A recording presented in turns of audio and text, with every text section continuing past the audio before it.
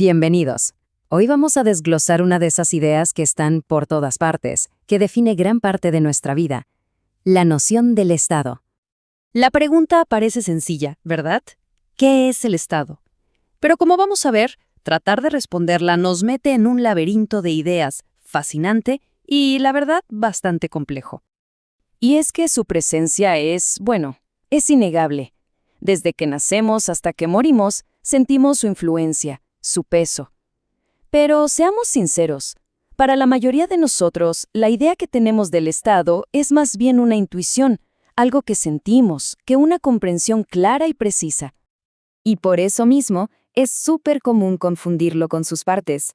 A veces pensamos que el Estado es el gobierno de turno, el que da las órdenes.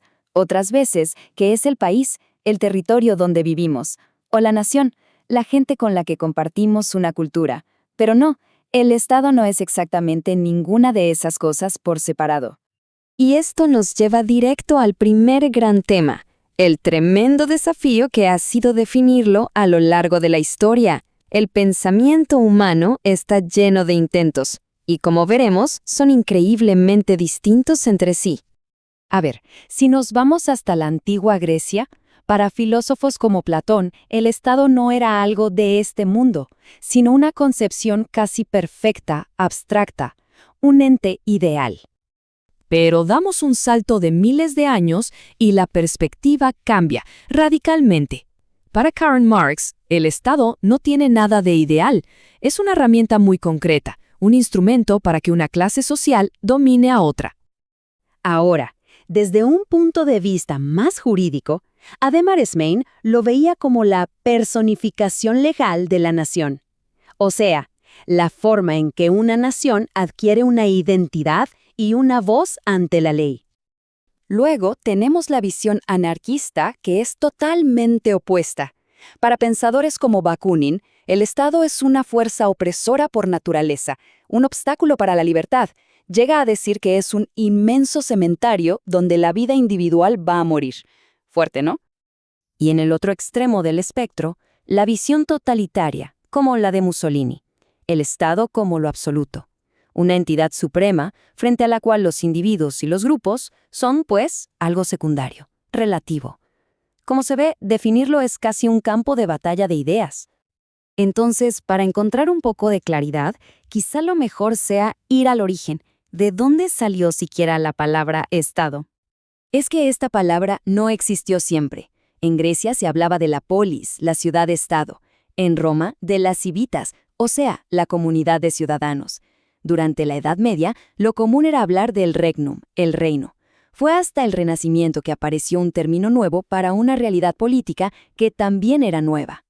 Y se le atribuye a Nicolás Maquiavelo el haber sido el primero en usar este término en su sentido moderno. Justo al inicio de su famosa obra, El Príncipe, Maquiavelo introduce la palabra italiana lo Stato para describir esas nuevas formas de poder que estaban naciendo en la Italia de su tiempo.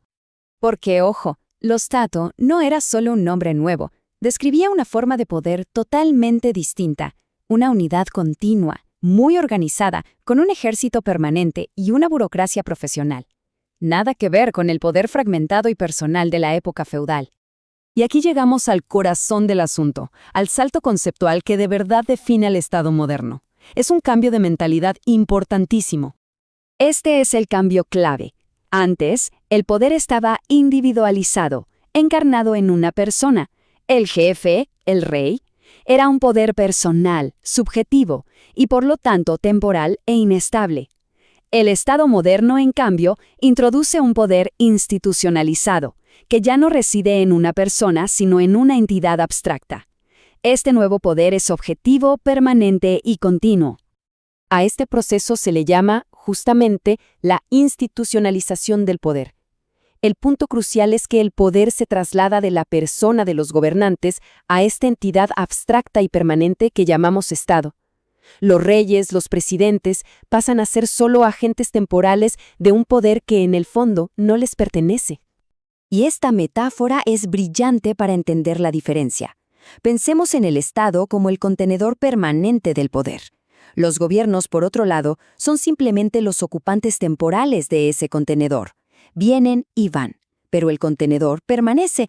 Muy bien, ahora que tenemos esta base conceptual mucho más clara, podemos, por así decirlo, desarmar al Estado moderno y ver cuáles son sus piezas esenciales. La teoría política moderna casi siempre coincide en que hay 4 elementos indispensables. Primero, una población, que es el componente humano.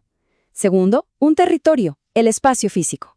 Tercero, y muy importante, un poder soberano, o sea, la autoridad suprema que se ejerce a través de sus instituciones.